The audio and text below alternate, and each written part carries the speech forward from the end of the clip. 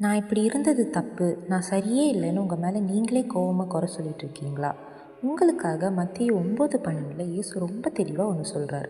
பிணியாளிகளுக்கு வைத்தியன் வேண்டியதே அல்லாமல் சுகமுள்ளவர்களுக்கு வேண்டியதில்லைன்னு சொல்கிறாரு. இந்த வீடியோ பார்த்துட்டு இருக்க நீங்கள் நிறைய தடவை யோசிச்சிருக்கலாம், நான் இவ்வளோ தப்பு பண்ணியிருக்கேனே, பாவியாக இருக்கேனே, அவர் என்னை மன்னிச்சு ஏற்றுப்பாரான்னு. ஆனால் நமக்கு தான் இயேசு சொல்கிறாரு, நீங்கள் சரியாக இருந்ததுனால நான் வரல, உங்கள் பாவத்தை போக்க தான் நான் வந்தேன். அவ்வளோதான். ரொம்ப சிம்பிளாக முடிச்சிட்டார்ல. நம்ம எவ்வளோ தப்பு பண்ணாலும் சரி, அவர்கிட்ட போய் அப்பா என்னை மன்னிச்சிடுங்கன்னு சொன்னால் நம்மளை அள்ளி அணைச்சிப்பார்.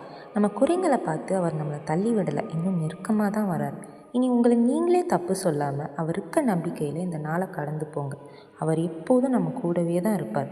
கர்த்தருக்கு ஸ்தோத்திரம். சரி, இப்போ ஒரு சின்ன ஜெபம் பண்ணலாமா? எல்லாரும் கண்களை மூடுங்க.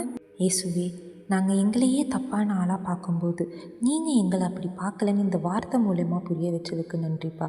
இனி நாங்கள் எங்கள் குறைங்களை யோசித்து வருத்தப்படாமல் உங்கள் கிருபையை நிழலில் நடக்க அமைதி கொடுங்கப்பா. இயேசுவின் நாமத்தில் ஜெபிக்கிறோம், எங்கள் ஜெபம் கேளும் பிதாவே. ஆமீன்.